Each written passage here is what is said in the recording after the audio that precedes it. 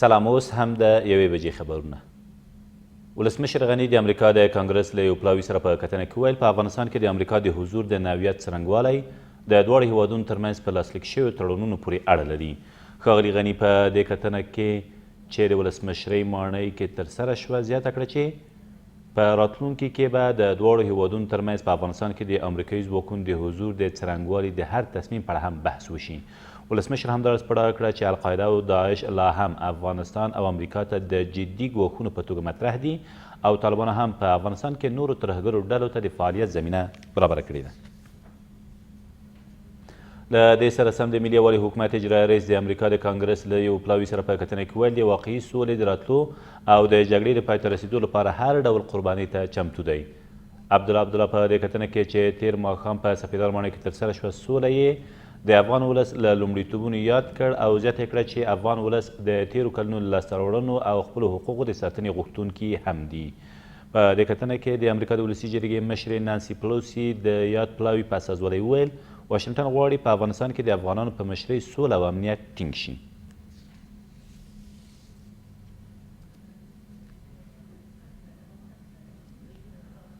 ولسمشر غني تیر ماښام د امریکا د دفاع وزیر مارک اسپر سره په ولسمشرۍ ماڼۍ کې وکتل.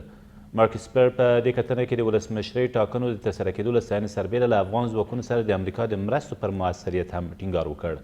ولسمشر هم په دې کتنه کې د اداري فساد پر وړاندې د مبارزې په ځانګړي ډول د هیواد په امنیتي او دفاعي بنسټونو کې له فساد سره د مبارزې په برخه کې د افغان حکومت د عملي او سیستماتیکو اقداماتو په اړه خبرې وکړې او د راتلونکو اقداماتو په اړه هم رڼا واچوله.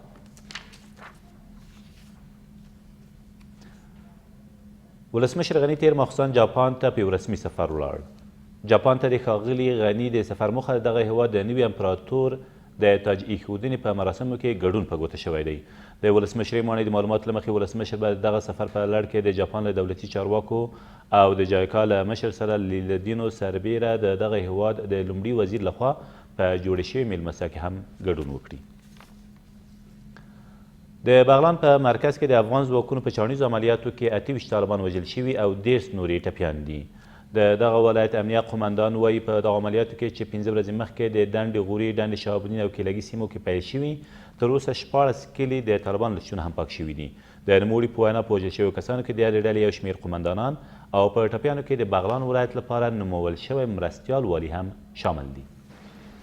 په دې عملیاتو کې تر دې دمه پورې 14 کلي د مخالفینو څخه پاک شوي دي. په دې کې تلاشي او تصفیه شوې ده.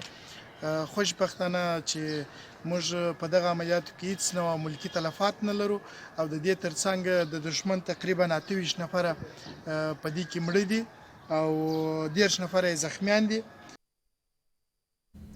او د غزني په جغتو ولسوالۍ کې یو قومي مشر ووژل شو. د دغه ولایت والي ویاند وایي دغه کس چې قمندان نوراجان جعفري نومېده تېره شپه نږدې 8 بجې د یادې ولسوالۍ په احمد آباد سیمه کې د طالبانو له لوري په نښه شوی دی، خو طالبان لا تر اوسه په دې اړه څه نه دي ویلي. دا تر دې مهاله وروستي خبرونه، تر بیا مو الله امان.